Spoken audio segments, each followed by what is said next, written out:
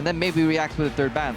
And you can see the first ban is already Misfortune, so something has got to give already. Something that they've not wanted to give up the entire series will be allowed. Yep, guaranteed here with the Nidalee being banned. So it's Aurelion Sol or Jayce that's going to make its way to the first pick.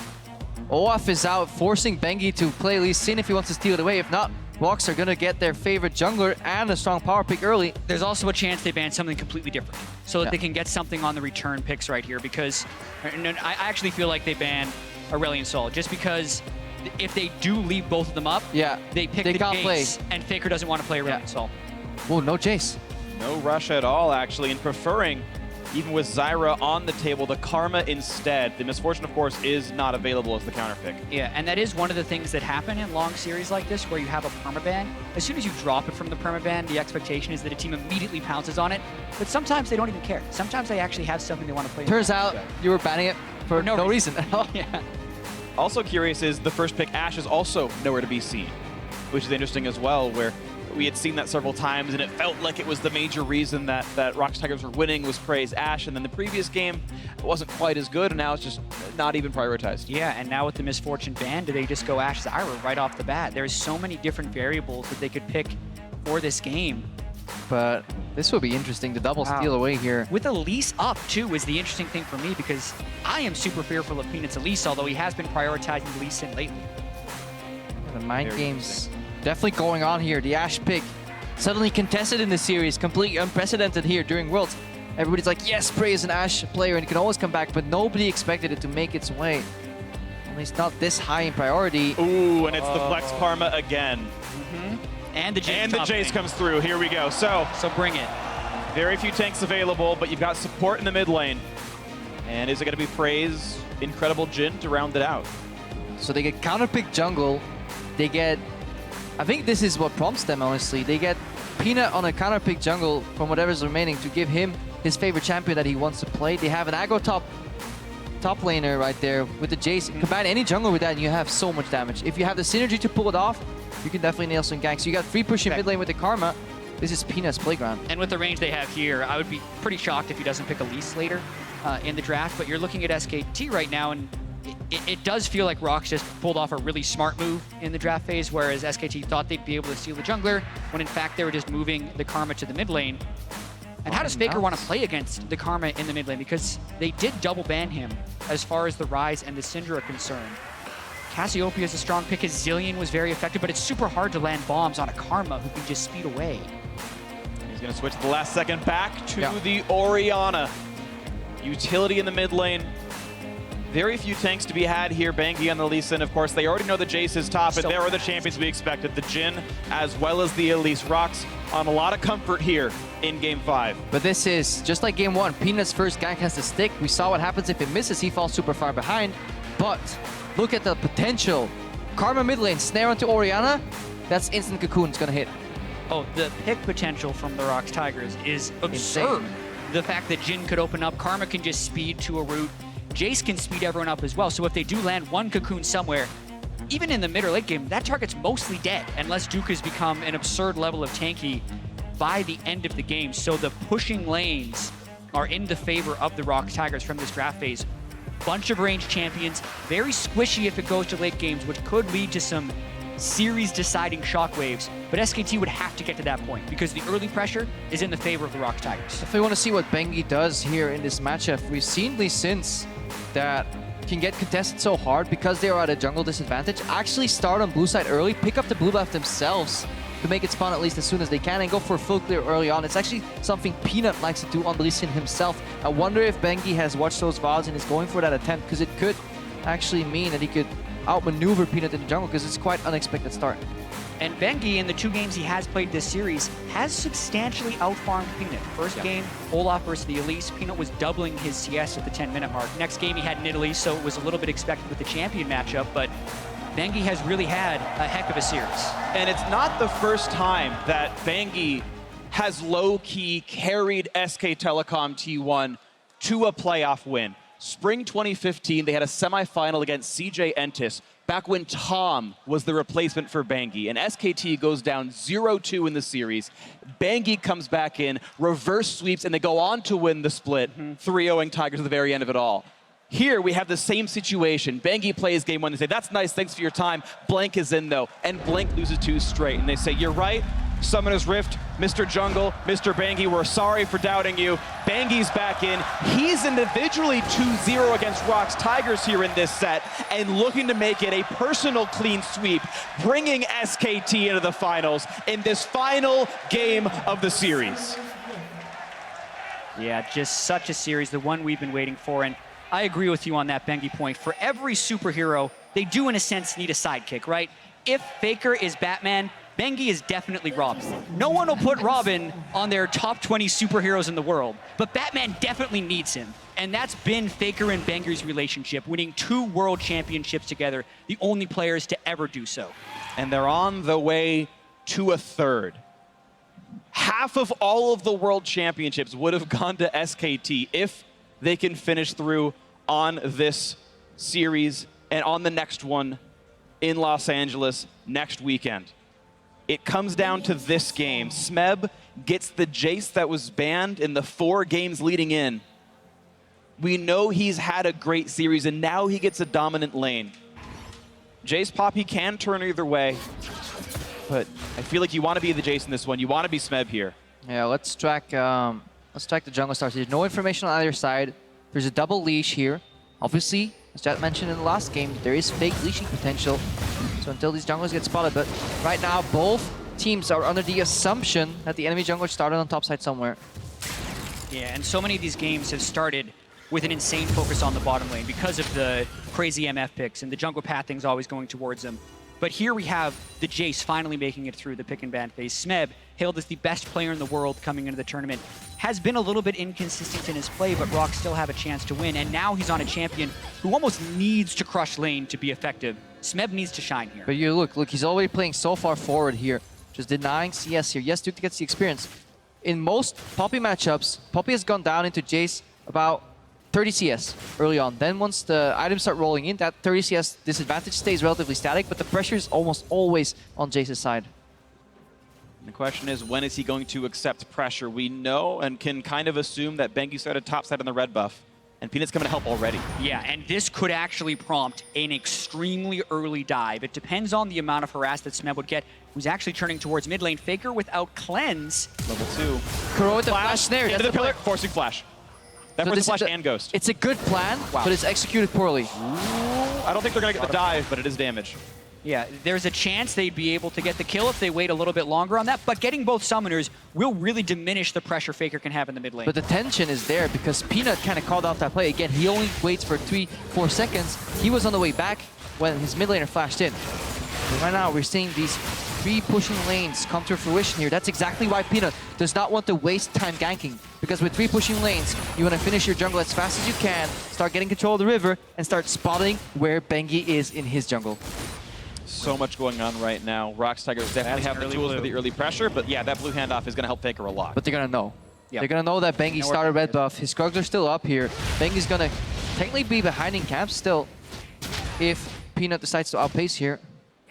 Right, and the natural move here for Peanut, I feel like, is to try and make his way up to the top lane. They know that Bengi just handed off the blue buff. He could recall and run immediately down to the side, because now we're talking about the information Peanut is working with. So if he does want to gank the top lane, he has to go relatively quick. Ooh, he sneaks in. Sneaks by. We don't know where he is right now.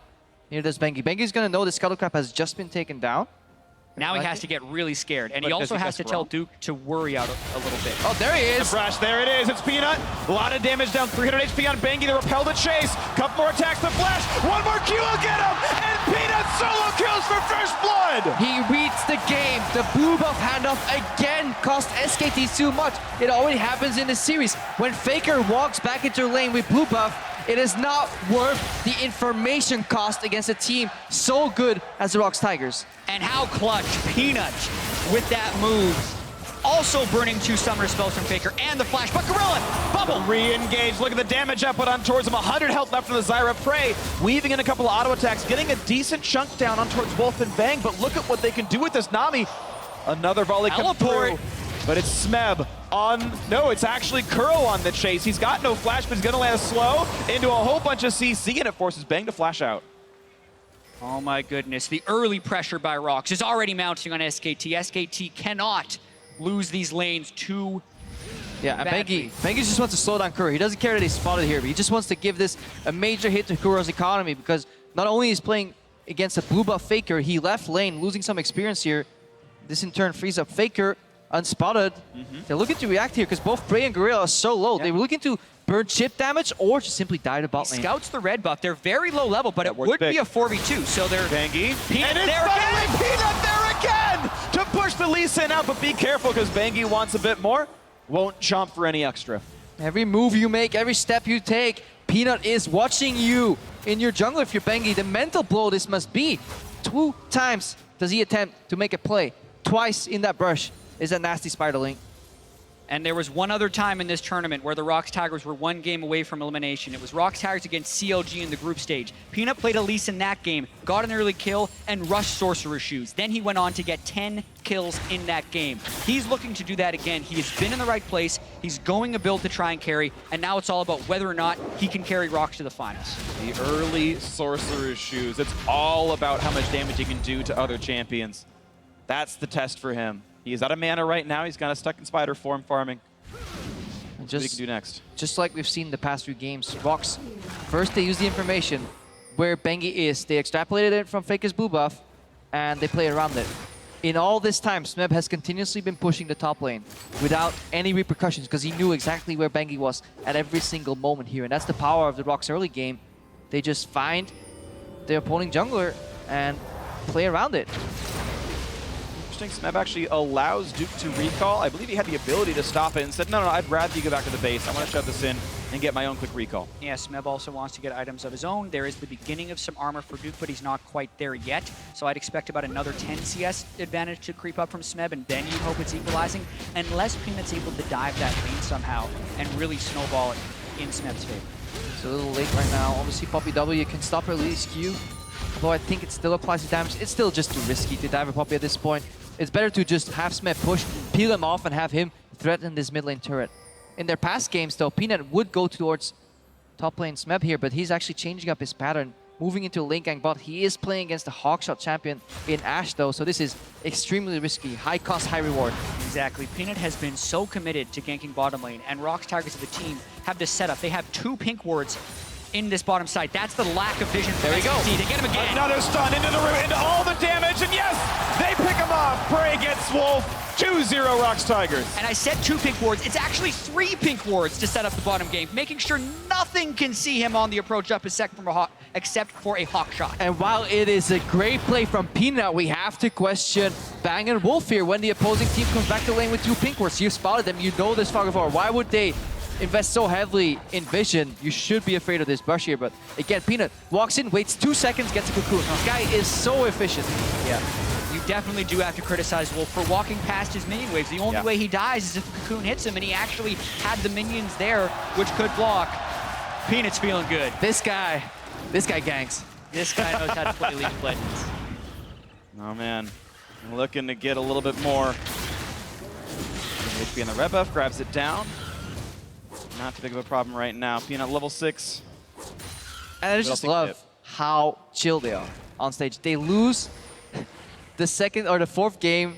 They couldn't knock that SKT out of the tournament. They walk off stage, they're all smiling. They're joking around. They know it's still possible. These guys have such great teamwork. And also, both teams right here need to display a high level of endurance. And the fact that Rox Tigers is bouncing around just speaks to how much energy they have. They have been on stage playing in some of the most tense games of their entire lives. The semifinals for the World Championship for 5 hours, and they're still so bouncy and full of energy. Rox Tigers, definitely a good start to the game. Yeah, it's almost 11 o'clock at night. Oh, time for the flash. The kick on the Gorilla. The Q lands as well. He flashed to get back towards his tri-brush, but has nowhere to go. Wolf, sadly for SKT, is the one to secure the gold. The 300 going to support Nami, the worst recipient, but it is still a great kill for Bangy. Yeah, they did need to kind of dump damage on him because Phreak would have been able to move up a bit with the heal, but that's a huge boon to be able to get a little bit back into this laning phase right here. Unfortunate for SKT that it's actually a Cloud Drake. The Ocean, Infernal, and Mountain all would have been better in this situation. Yeah, but they've lost also 2 of their pink wards here, so major hit right there to the vision. Look at Bengi. Just scoots in through. Challenging Gorilla as he sets for the vision. Totally unexpected. And instant decision making as well. Kicks him, throws the Q immediately, makes it so Gorilla can't dodge it. Then he delays on the follow through from his Q because he was trying to get the most execute damage possible on that play. Yeah, it was such a surprise that Gorilla wasn't ready to flash. The fact that Bengi, instead of walking over for a potential kick, he just simply went for the flash kick. So many players are so used to Lee Sin's walking up for kick flash that they didn't expect that the old variant is still entirely viable play. Krepo, Bengi's been around a while. He knows all the He's old school. tricks. Or maybe he's just getting old. Well, results don't lie, though. So far, Bengi has done pretty well for himself. Yes, been caught out once or twice by Peanut, but that was more excellent play by the Rox Tigers junglers than objective mistakes from Bengi himself. So far, pretty good for him. And as expected, 30 CS deficit here, even over 30 from Smeb. Pushes up, gets a ward, gets rid of the pink ward. He just wants to keep pushing. There's no dive attempts anymore. The earliest you can dive a Poppy is like level 3, 4, but after that you probably shouldn't attempt it anymore. Yeah, especially. The one thing that does help is that Peanut's a more magic damage dealer right now, so the Chain Vest doesn't really help against Elise, but yeah, the difficulty is still there. Poppy ejects one, focuses the other, hides in her turret. Steadfast presence as well, cancels Jayce leap forward, a little bit of damage. Elise Q is annoying to cast. So let's look at the bottom side of the map here. That's where the action was focused. And Phreak, or Bang rather, has Arrow online. And Phreak and Gorilla know exactly how potent that single ability is. Gorilla's flashless. Yeah, and this is also where SKT drafted to try and take the edge. They picked the Ashe and the Lee Sin when Jayce was up, so they want to be able to control the bottom side of this map. Ooh, Shockwave's gonna land all the damage they need! And Peanut fails to repel it. What a great kill for SKT. Or even just flash it here. SKT, the mid-jungle synergy is back. They have been developing it for years, but as you say, Peanut, maybe with fatigue, maybe so much confidence, thinking that he'd be able to just walk out of that, gets caught in the CC chain, and there goes the jungle control. It's in the side of SKT. And it's something I was...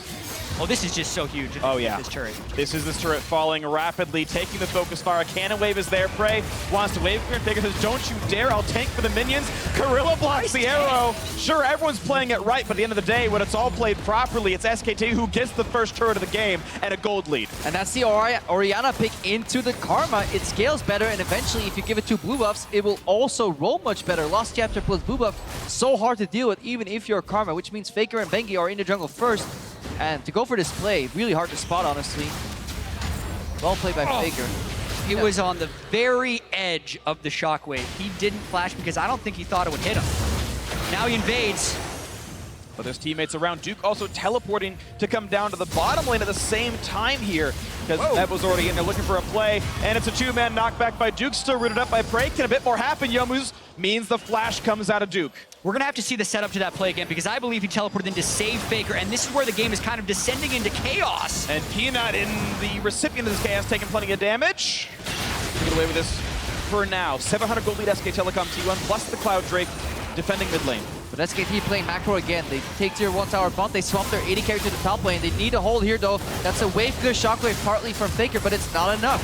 Yeah, the minion wave still coming from the back. This is an extension of such a long play. They get a lot of damage on the mid lane turret. And Tidal Wave means 2 turret shots on the Prey, who's now too low to fight easily. Yeah, Spiderlings could tank for a while, but SKT is buying time here. They're trading turret for turret. Mid lane turret is pivotal, though, in the defense.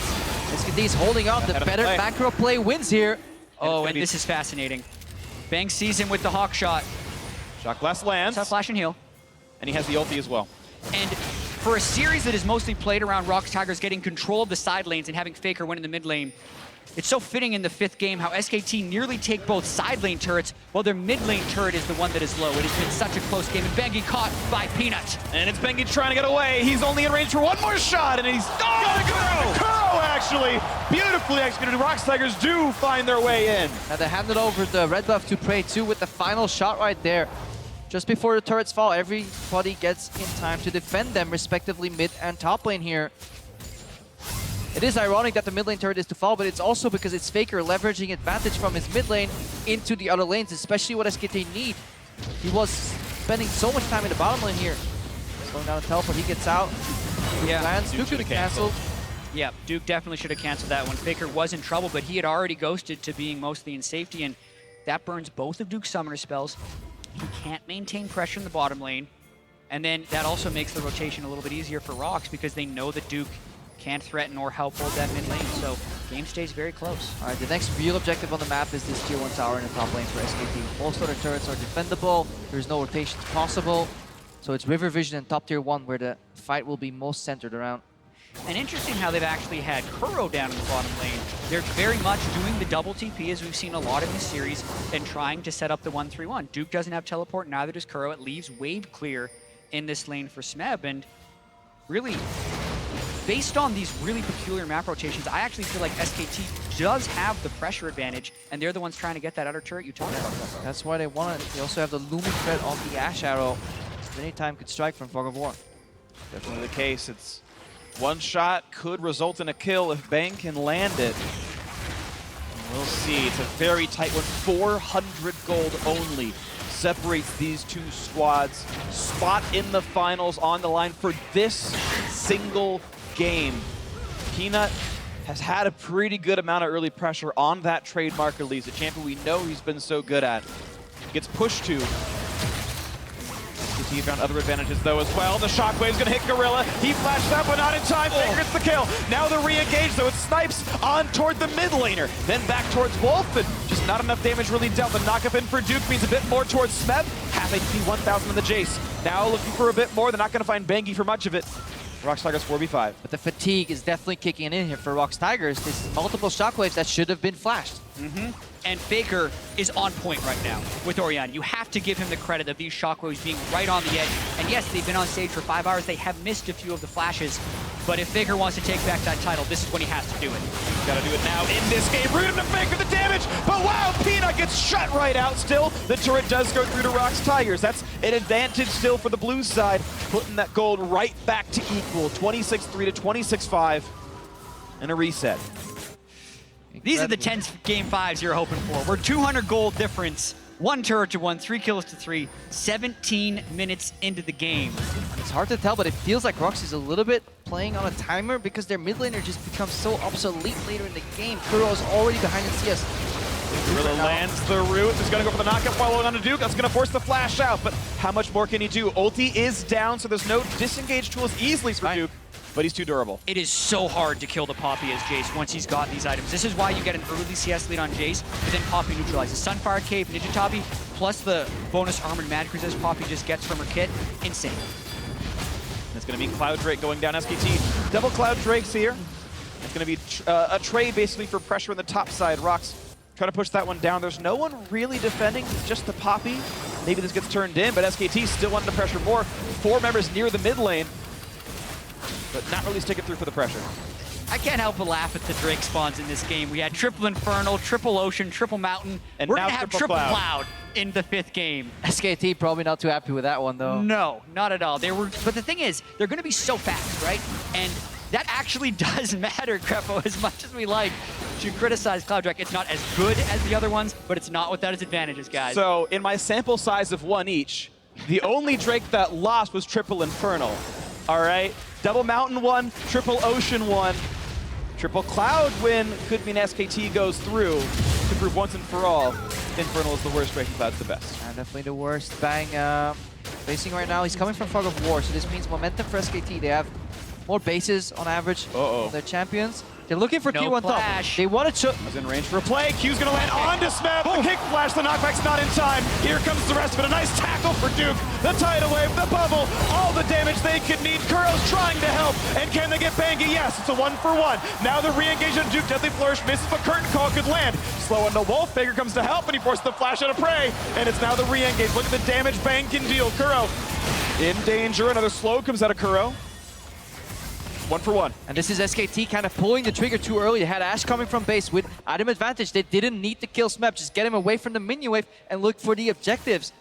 That was what Rox was doing so well. When they were playing the Ashe, they always tied in the kills to the objectives. SKT tunneled too much on the Smeb kill, did not expect Kuro to teleport. And that's the big thing. The AP Karma in the mid lane has insane shields. Bengi executes this gank quite well getting the kickback as Smeb is using the disengage. But with the Karma teleporting in, it's just a Nami, Elise in, and a Poppy. They really don't have that much burst. They end up coming in for the trade kills, and the Ashe arrow flies wide. No teleport. Can they get Kuro? He's flashed away from the bubble, and yeah, you're right. The teleport from Duke means ultimately nothing. It's a trade of Summoner's TP for Flash. Ooh, and this is really good for Rox Tigers, because in all that exchange, they have teleport advantage on Smeb out of all people, who has really good side lane pressure. So right now, they can take the momentum, start playing the map. Yeah, and in a game this close, every little bit of gold counts. And when you can fell turrets as a Jayce, that's huge. He already has the push on the bottom side. SKT is forced into responding to this one. Bang is nowhere close. And neither is Kuro, though, and Kuro has no teleport. SKT knows this. Peanut and Banking trade a few blows. Duke nearly invincible, but still some damage down to this turret as the Poppy gets poked down a little bit by Zyra, but yeah, not too much gain. Peanut and Frey walking back through the side and out of range of everything else. No Q gonna land for Banky. Arrow going in the face, and Frey is not long for the world. There's the kill coming through to Duke himself. SKT still on the chase, though. Can they get a slow on a Gorilla? No, not just yet. Rox Tigers forced to disengage. Kuro clears mid. Prey felt so good about that sidestep on the Lee Sin Q, and then out of nowhere, look at how Faker as well, blocking the wave clear in the mid lane from the Karma so they can actually get access to the turret. That's the turret. Yeah, mid lane turret down, top lane turrets at a sliver as well. SKT trying to take all the outers. How fitting that Prey, the Ashe of the day, gets caught by Bang's Ashe arrow. That pick has been so pivotal in this semifinal series, and they get Gorilla. Gorilla's flash. Maybe a little bit more tidal wave, and oh! Faker blowing up, but Gorilla can be next. No! A great flash with the shield. Now the chase is slow from Kuro. Duke disengages one. It's Smeb out of the fight, but there could still be enough. No, the repel not in range to find a target. And Krepo, you mentioned SKT going a little bit preemptively in the top lane. They do it again in the bottom lane. They do not have total vision control. Faker tries to take a shortcut to a fight where they pick people without damage. They landed the bubble, but didn't actually have the follow-up that they could get onto Gorilla. Everyone on Rox gets away. Faker gets picked off. Yeah, just as you said, everybody's looking so much at Zyra being picked off. You gotta be respectful and mindful of Fog of War. Gorilla has his flash in the end. Good disengage here by Duke. He's definitely doing his role. Ooh, a 22-minute Baron. Lee Sin is alive, but no smite right now for Banky, and it won't be up in time. But they don't know that's the case. 2,700, but he can't do it with smite. It's going to be all about this. He's in the pit, and it's the kill on the Peanut. The fight for either side, and it goes to Smeb to try to save the game. But it's so many kills coming through for SKT. Smeb cannot pick up Bang, and it's a 4-0. What the hell just happened? Banky goes in. He stops Peanut from being able to secure the Baron, but then he leaves the pit. He had the Baron smite. He didn't want to die, even though they caught Rox doing the Baron at 20 minutes, which is a high-risk play. They don't get the Baron, I don't think. No, Jayce got the Baron, but they do get the kills and they can push mid. Kuro, the one surviving member. Now the question is, how much does SKT get? Of course, it's early in the game, so it's only one turret. The Baron power play overall, of course, negative 1,000. Maybe more now, 1,900. Even though Banky didn't get the smite right there, it's still a hero play. He gets the pink ward in, he goes, and look at all the damage Peanut takes from the back spikes, from the Baron right there. Then the volley hits him, the arrow hits him, the kick hits him, and he falls. And then Banky would die, but he didn't even have smite up when he was going for that. So he does jump outside of the pit, and disaster strikes for Rox Tigers there. They're lucky it wasn't worse. Yeah, don't need smite. The illusion of smite is enough. Just kill the enemy jungler. And Peanut, like, he juked the Lee Sin Q. I was wondering why he just wouldn't take that. Then move to the side. Honestly, somebody else should be blocking the axis of the Lee Sin there and have Peanut on the side going for the execute. Obviously, very easy for us to analyze outside the fact, but you got to be ready for it if you want to commit to a 20-minute Baron in a Game 5 against SKT to keep your chances for the Summoners Cup alive. And it just speaks to the situation we're in right now, the high-pressure situation. Rox tries to take a giant risk. It doesn't pay off. Careful. He's going to jump to the minion. The heal comes in, and he will get away with it. But that is still Summoner heal down from Frey to keep his jungler alive. SKT control the vision around this Drake. Yeah, and third Cloud Drake is just going to make them even so much faster. Also means they can't get a fourth Cloud Drake. They're guaranteed to get a better one next. Say better. Oh, it's Smeb getting caught up with this one, though. Jumping over to the minions, trying to get away from Bang. Thankfully not slowed by the volley, and he is going to get his life out of this one. But the Q's going to land. The tackle, the knockup. They want Kuro. The kickback out of Prey. That's already one. Will it get two? Looks like yes. Bangy secures it. And SKT on an absolute tear, looking for more. York. Chased by Faker, stays alive thanks to help from Wolf. The re-engage Bangi is low. Smeb tries to carry the fight, just a clean 2 for 0. No stun's gonna land, and he gets out. Some really pressured plays coming out of these guys. Faker flashing into the turret, unable to get the final kill, but they still get 2 off of the pick, and SKT need to calm down. They have a huge goal lead, they have the experience, they have the track record, and they are in a position to go to the finals if they play this out. They just forced a negative 3,200 Baron power play on the enemy team. They shouldn't be this erratic, but they're buying into, honestly, the hype of this series right now. They find Smeb early. Look at the way Duke and Bangi magically connect here. Oh my God. The range extension on the Q actually allows Bangi to get behind the enemies. Yeah. The fact that Poppy flashed even closer was a Bangi delivery system to get that kick in place. It was gorgeous. Then Faker tries to go for the execute on Smeb, misses his QW combo, and they do get out of that with still a hugely positive play. At this point of the game, there is still vision control for Rox. They have a pick composition, but they are getting crushed in the scaling war. Deathcap Orianna, hugely tanky Duke that no one can kill right now. Yeah. So Rox need to make weird plays happen to throw SKT off their game. It's a 4,000 gold deficit for Rox Tigers. SK Telecom T1 have weathered the storm, and they're now making the move. With the triple Cloud Drake, they run insanely fast. They can make the rotations happen, get where they need to be on the map. And they've got the gold lead to make sure those fights finish in their favor. Now a red buff attempt for the steal. Duke in towards Peanut. Look at the damage he's got on that. Peanut does no damage back to him. We talked about the way that Jayce Poppy matchup can swing, and how Poppy can exit that lane at 30 CS negative, and that's still okay. You then add 5 kills to that equation. It's actually even gold with the Jayce right now, which is insane because the Poppy just feels so much stronger. So take that 4,000 gold lead and add to it because of the scaling advantage of that Poppy in the Jayce matchup. Definitely, because he just has the power. Big another shockwave right here. Gorilla getting knocked around. Arrow into everything else they could need. A 2-man knockup, and Bangi wants maybe a bit more, but he bites off more than he can chew. That's 1-for-1 jungler for support down, but look at this. Duke is invincible, and the bot lane turret's already dead. Maybe not as invincible as we think, though, still getting worn down, but Smeb goes for a shot onto the back line. Another root onto Duke, gets healed up again by the Nami, and just no damage really comes through on this one. But it's gonna be the shot and a bang! Deadly Flourish picks him off, and now it's a numbers lead for Rox Tigers. Shock Blast land, also a slow in for Kuro, and he gets the chain. He gets the root, but not gonna get it all the way, and Duke is able to walk out. Not Deadly only Flourish, though, is Duke so tanky, the fact that Orianna's shield gives you additional resistances and shield as well makes it impossible for him to go down because it takes such a long time to whittle him down. If they get access to anybody behind Duke, that's the way Rox can strike. Wolf can also heal. Notice the shockwave hits Peanut. The Ashe arrow hits Gorilla, though, as Peanut had repelled up, and they secure this kill. And SKT is hoping to dive with impunity right here, but the turret locks onto Bang, which delays the follow of what they wanted to support Bangi with. Still a poor play by Bangi to go in before. Then it just kind of goes to show how Rox is trying to play this poke game, and they are landing enough skill shots to make it count. Bang picks up a little damage from the bouncing grenade, gets finished off by the Deadly Flourish.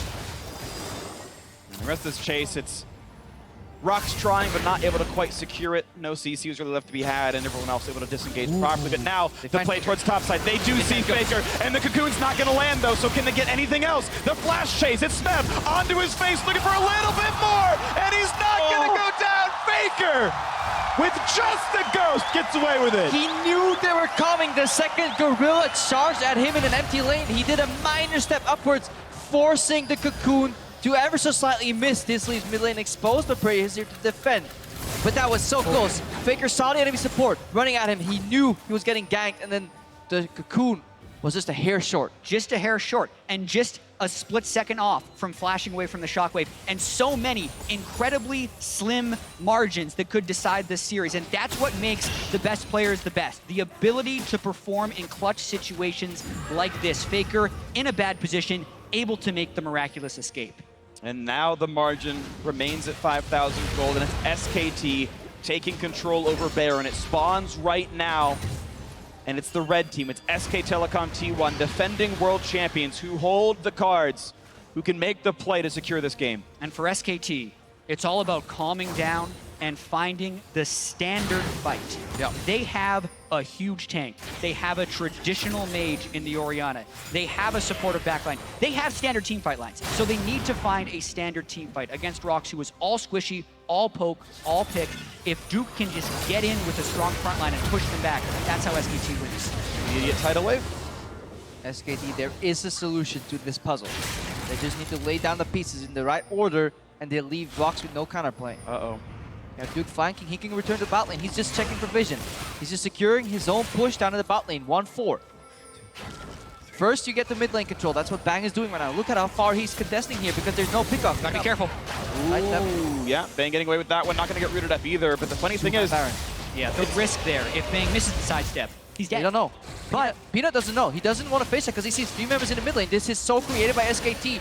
The guts it requires to call this Nasher. Faker's half health, half mana. If they chase them down, they'd get the kill. They need to get the Baron and get out of there. That's going to be secured. Now is there going to be a fight on the backside? It's a Baron buff and a 6,000 gold lead for SK Telecom T1, and it's not going to be any kind of fight at all. The Rox Tigers step into that abyss thinking that the Baron at worst was at 7,000 health. They walk in and 2 seconds later it drops, and that's when they know they got played. Faker and Bengi, the dynamic duo, Batman and Robin, they return and they take down the Nasher. They just sneak it. While Bang is just playing so far up, relying on his individual prowess to sidestep Deadly Flourish. Faker and Bengi, the best duo queue of all time. They're just the difference between Rox's Baron Sneak and SKT's Baron Sneak. Peanut couldn't quite make it there in time. Lands zoned out. Cocoon on a Bengi. That's clutch, and a quick shot on a Wolf as well. Means a half health Nami.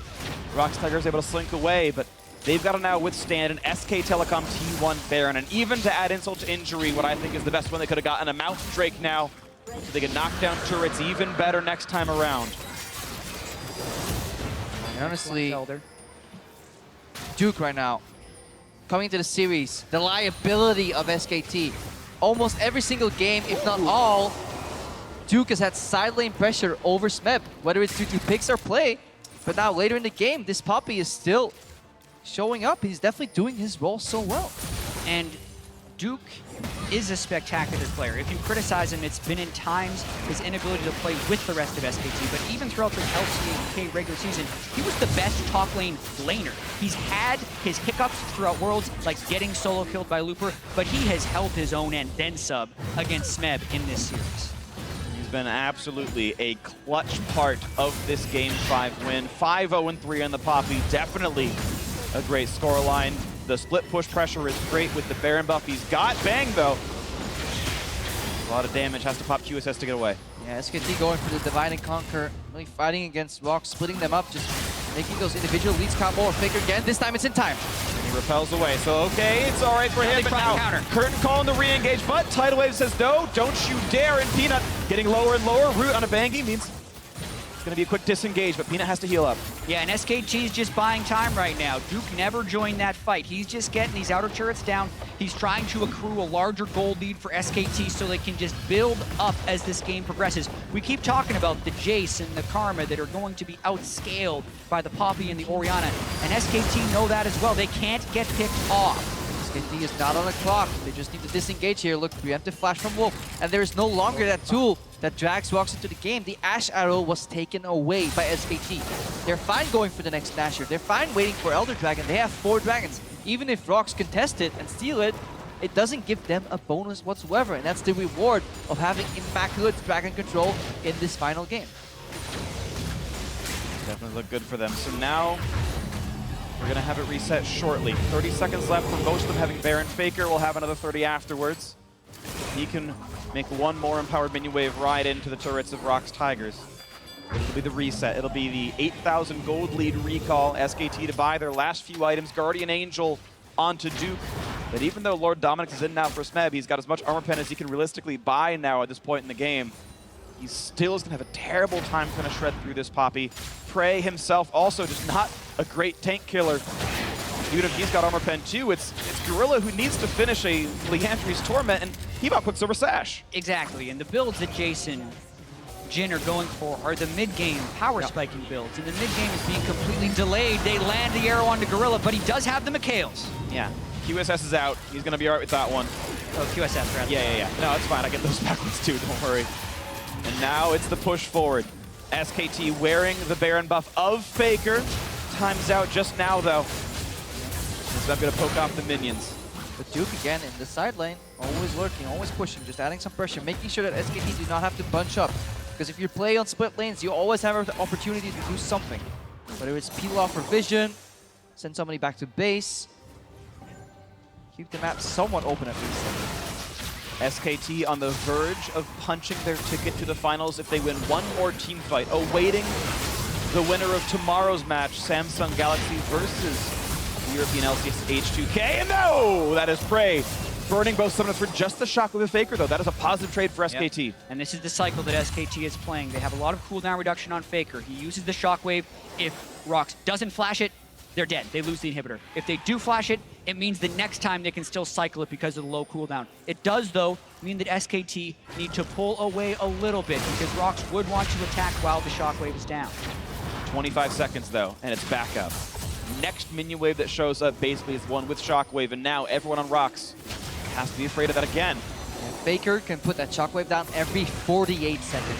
Could dress that to a flash. He could get every single flashing cooldown in succession by the time the first one is up again. We also talk about fatigue and pressure. Faker randomly Zonia'd after he walked back in lane, so Style it. You gotta style your way to finals.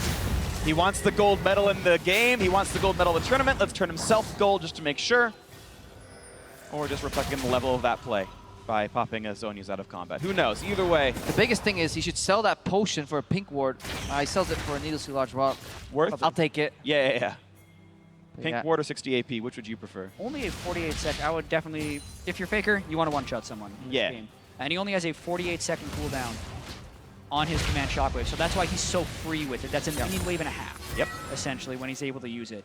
Elder Drake up in 1 minute, same with Baron. The vision control is so critical right now. And it went up that we can get trade of objectives. At first, it's Bengi just getting away, gets the safeguard in time. The root doesn't matter. A fight over the red buff, and Bang is there saying, hey, I am scary.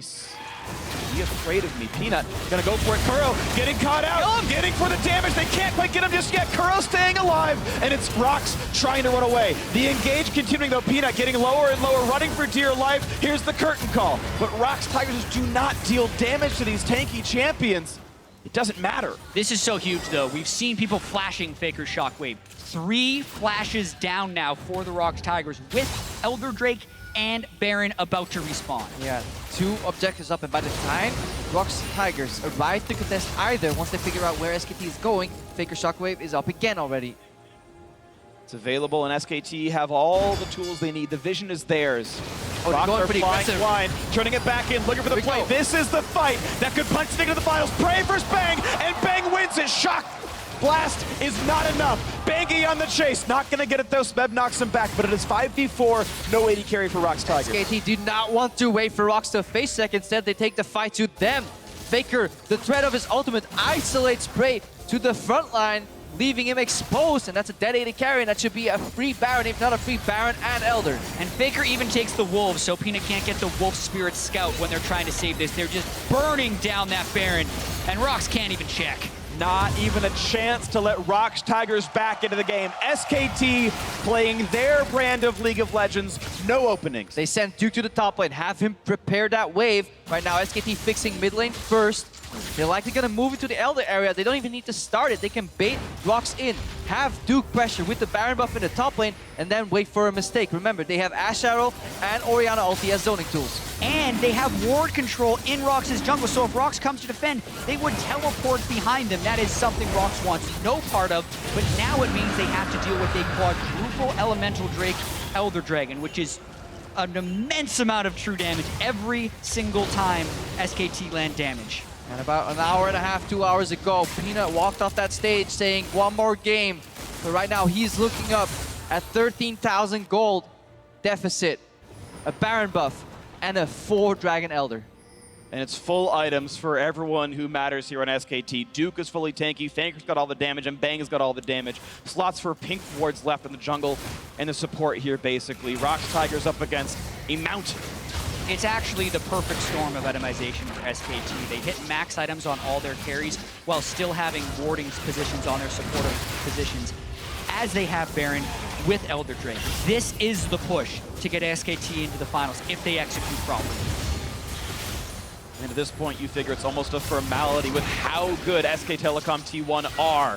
Solution is clear. They just need to dodge the poke here, get it on their tanks. The wave clear is still very good for the Rox Tigers. So I need to keep it split. 1-4, if not 1-3-1. That's what I want to do here. Duke is honestly the guy that's going to make the difference. Karma alone cannot deal with these creeps. Look at Duke trying to block it as well. Massive minion wave goes in, which means there's also pressure in the mid lane. And he's going to rotate back up to that mid lane. Bang, full health, has a shield as well. And now the attacks towards the mid lane inhibitor turret. Not going to mean anything. Gorilla has to get away from the tidal wave, and the turret's down. Duke in the front line doesn't even take damage at this point. Taking it all up. Bang is fine. Smeb on the side, looking for Bang, getting a bit of damage, but he's got Guardian Angel anyway. And Peanut, look at him. He's going down. One hit would have get him. He gets away just barely. Shock blast at the back line. Bang is okay, though. He's got healing. Just the threat of Duke combined with that Orianna ball is enough to send Rox backwards. Baker gets low, though, actually. He might have to heal away from this one. No Ocean Drakes means that damage sticks. It's the inhibitor and the retreat. Teleport in from Smeb. Elder Drake is now This gone. is important. Here you go. He can't land on the Baker. Maybe a re-engage, though. Does Rox have another option? They do not, and they have to back away. And that was the final bullet in the chamber, I feel, for the Tigers. If that hits, they can clean up, because nobody expected the Shock Blast to come out of that way. And now their teleport is down. They've lost their mid lane inhibitor. SKT will probably have to wait for the next push. And SKT do know how to be patient right there. Yeah. They got the inhibitor down. They suffer no casualties. They continue to fly around the map with these max item builds. And they're just going to regain control and go for the next inhibitor. Yeah, and you see how safe they play, too. Their split kind of collapses every single time. They push in with Duke, he joins the fray. Right now, they have a pushing mid lane. They essentially have a sixth member playing the map here, in addition to that gold and item lead and scaling lead they have. Still 30 seconds remain on that Baron buff after the initial time goes down. Both solo laners show down to Duke, which means SKT can get quite aggressive on this turret. Again, the tidal wave comes through. Only 3 shots in for Frey, and Bang has to be a bit careful. Does have summoners up. Nice dodge the cocoon. And there's Mikhail and Wolf. Look how Wolf is just posturing behind. He doesn't care if his AD carry gets hit. Save him at any time. Shock blast hits 2 though. Bangy and Wolf losing some health here. Duke's here again. He peels off. He doesn't want to keep split pushing. He's just doing flank pressure. If he moves in, Kuro and Frey have to be so careful. Poke continues. Bang gets hit for the shock blade. Lands, but look at this now. Down to just the inhibitor itself. A knockback. They might catch out Gorilla. Not going to have it just yet, but Frey caught out and shut down by Bangy. 5v4, and SKT could have another win on this one. Shock. Not going to land just yet. They're still but going the in. re-engage, the stun against the wall. Peanut could go down to Bangy, getting the kill again as they move on to the Nexus turrets. And it's all that she wrote for this one. SK Telecom T1 backs against the wall. Bangy himself 3-0 against Rox Tigers in the series. And SKT punched their ticket to their 3rd World Final. And the team rushed towards Bangy, who is 3-0 in this incredibly intense and competitive series against the Rox Tigers. And for the Rox Tigers, you can't help but feel their pain. They were 1 game away from taking SKT out of the World Championship, but they just couldn't finish it. And they had so many of the pieces to. The Jayce comes through, the champion that SKT were so afraid of playing against. Smeb, the best player in the world coming into the tournament, certainly the best top laner, gets his most favorite champion now in this one. Peanut had that sick early jungle play, getting the solo kill, getting first blood onto Bangy. It's SKT's teamwork, turning it around in the end. But the Tigers went down fighting, and they delivered a fantastic series here. No matter who came out of this Game 5, is a main contender for the Summoners Cup next week. Yeah, this was a final to many. Even if in actuality it was a semifinal, the entire Madison Square Garden crowd giving a standing ovation to these two teams who played their hearts out for 5 straight hours. And unfortunately, only one team can advance. And you can't stress enough just how impressive it is that these guys are smiling, comforting each other after this loss. This is a brutal loss for the Tiger. The time to focus on the victors as well here. SKT bowing to the crowd. And so many people before this tournament were speaking to SKT's jungle as what was going to be their undoing. And it almost was. Blank had some poor games. And again, the crowd chanting Peanut's name. He played his heart out. He played his heart out. And I like that the Rox Tigers, they stayed true to their style.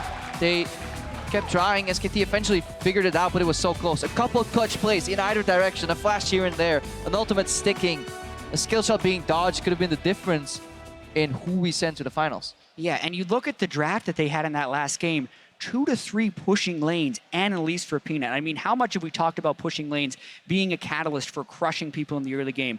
They got that draft. SKT just went back to what they're comfortable with. They said, we were going to absorb and outplay and hope that you falter under the pressure. And a few shockwaves weren't flashed away from. SKT kept dodging ganks by just slivers of millimeters of skill shot range. And that's why they're going to the final. I mean, honestly, an incredible series. You could break down probably 600 individual moments over the course of these 5 hours of games. That, oh, if this thing went differently, if that flash was there, if that repel was there, if that ward hop was there, so many things could have changed.